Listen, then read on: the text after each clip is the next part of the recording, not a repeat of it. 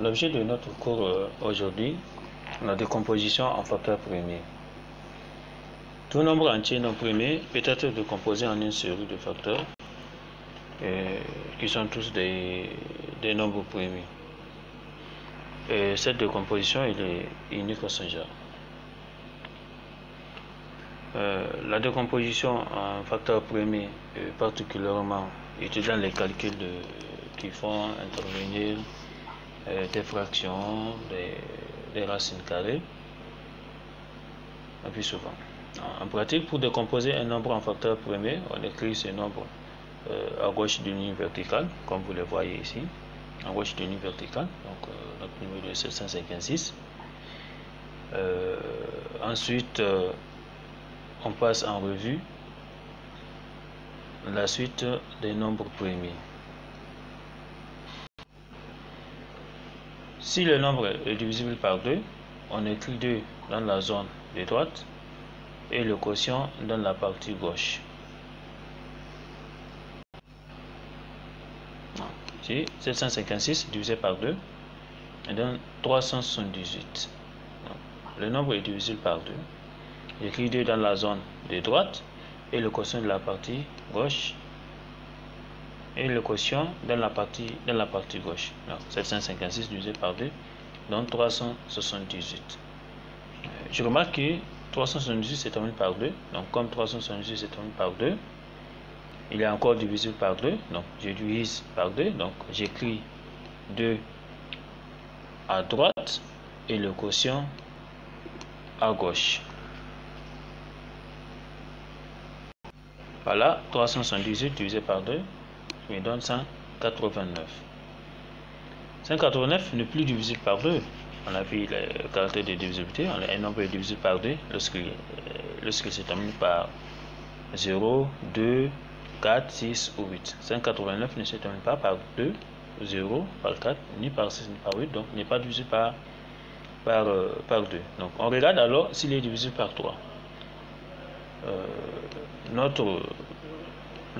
Donc, 189, on a vu aussi le caractère de divisibilité. Un nombre est divisible par 3 si la somme de ces chiffres est un multiple de 3. 1 plus 9, 1 plus 8 est égal à 9. 9 plus 9 est égal à 18. 18 est un multiple de 3 parce que c'est 3, 6 fois 3 qui donne 18. Donc 189 est divisible par 3. J'ai divisé 189 par 3. 189 divisé par 3 est égal à 63. On inscrit 3 à droite et 63 à gauche. On remarque aussi que 63 est encore divisible par 3. Donc on inscrit 3 à droite. On inscrit 3 à droite et 21 à gauche. 63 divisé par 3 est égal à 21. 21 est encore divisible par 3. 21 divisé par 3 est égal à 7. Le dernier nombre inscrit, c'est 7. 7 étant un nombre premier, on termine en divisant par 7. Donc, ça veut dire qu'un nombre premier ne peut être divisible que par 1 et par lui-même. Donc, 7 est un nombre premier, on divise par 7. 7 divisé par 7 est égal à 1. Donc, 756 est égal à 2 puissance 2 fois 3 puissance 3 fois 7. Voilà comment on décompose en facteurs premiers.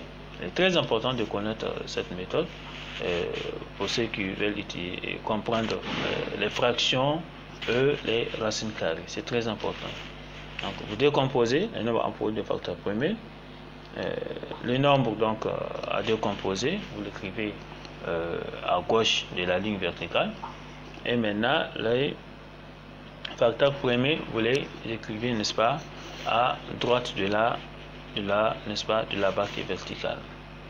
Donc, enfin, donc, vous regroupez, vous regardez, vous avez combien de 2 ou combien de 3, vous les regroupez, n'est-ce pas, jusqu'à, vous les regroupez, donc 2 puissance 2 fois 3 puissance 3 fois 7. Voilà comment on décompose, n'est-ce pas, notons que l'ordre dans lequel on choisit les diviseurs premiers n'a pas d'importance. Donc vous pouvez commencer par 3, par 5, peu importe. L'essentiel c'est de respecter les caractères de divisibilité. Les caractères de divisibilité. Je vous rappelle qu'un nombre est divisible par 2 lorsque c'est terminé par 0, 2, 4, 6 ou 8. Un nombre est divisible par 3 si la somme de ces chiffres est un multiple de 3. Un nombre est divisible par 5 si c'est terminé par 0 ou 5. Un nombre est divisible par 10 si c'est terminé par 0, un seul 0, 2 0 ou plus. Mais le plus souvent, vous allez voir que dans la décomposition, c'est des nombres premiers comme 2, 3, 5, 7, le plus souvent donc qui sont utilisés. Merci, à plus.